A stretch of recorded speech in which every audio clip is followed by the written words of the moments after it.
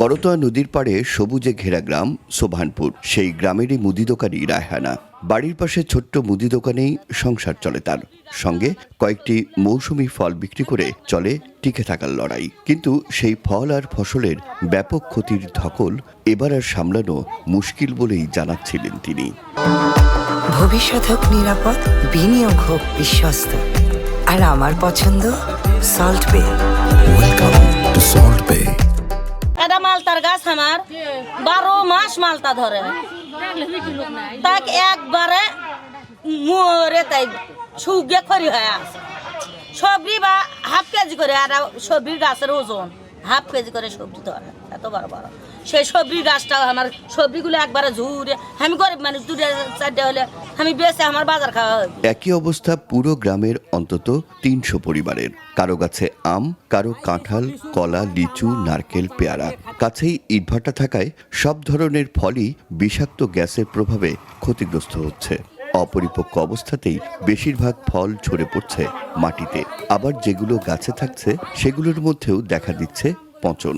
ভাটার কারণে এই আম, তারপর হচ্ছে কাঁঠাল, লিচু, পেয়ারা, এলাচ, কমলা, মালটা এসব গাছ আমাদের নষ্ট হয়ে যাচ্ছে। ভাটার গ্যাসের কারণে এগুলো পড়ে যাইতেছে। যে কোনো ফল ফলান্তি আমরা খাইতে পারি না, সব নষ্ট হয়ে যায়। মৌসুমি ফল হারানোর শোক অনেকটা মেনে নিয়েছেন গ্রামবাসী। তবে কৃষকের আসল ভরসা ধান খেতেই পড়েছে ক্ষতির ছাপ। ফসল হারানোর লোকসানে দিশেহারা হয়ে পড়েছেন খেটে খাওয়া মানুষ। গ্রামের বাসিন্দারা জানান, এই ইটভাটার বিষাক্ত গ্যাসে এবার বিঘার পর বিঘা জমির ধান নষ্ট হয়েছে তাদের। 5.5 বিঘে ধান আর 10 শতক মাটি কলা আমার নষ্ট হয়ে গেছে ভাটার গ্যাসের কারণে।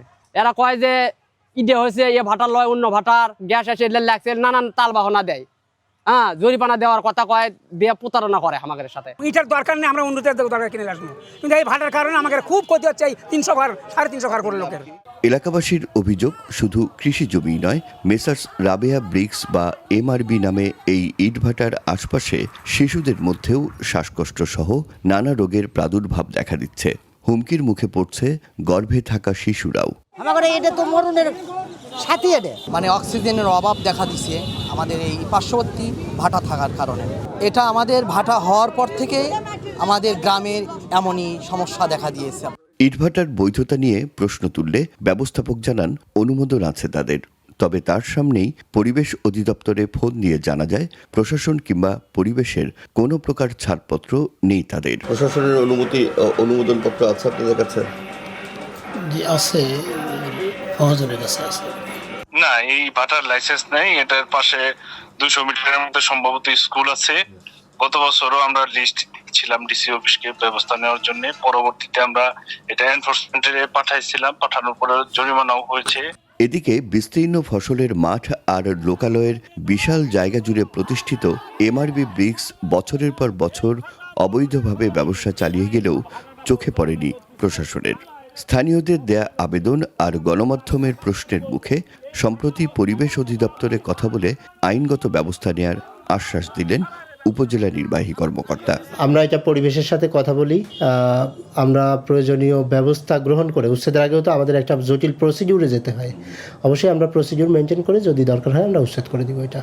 আর ইটভাটার বিষাক্ত গ্যাস উদ্ভিদ ও প্রাণীর জন্য মারাত্মক ঝুঁকির কারণ জানিয়ে প্রশাসনের সহযোগিতা পেলে যে কোনো সময়ে অভিযান চালাতে প্রস্তুত বলছে পরিবেশ অধিদপ্তর। প্রশাসন, জেলা প্রশাসন এবং উপজেলা প্রশাসনের সহযোগিতায় আমাদের সংশ্লিষ্ট বিভিন্ন দপ্তর এবং সর্বোপরি পরিবেশ অধিদপ্তর কিন্তু আমরা সবসময় সোচ্চার আছি। আমরা অভিযোগ পেলে যে কোনো ধরনের অভিযান আমরা করতে পারবো।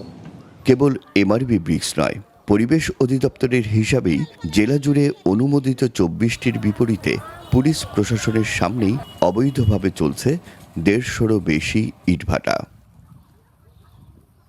Rakib Jewel, one news, Bogura.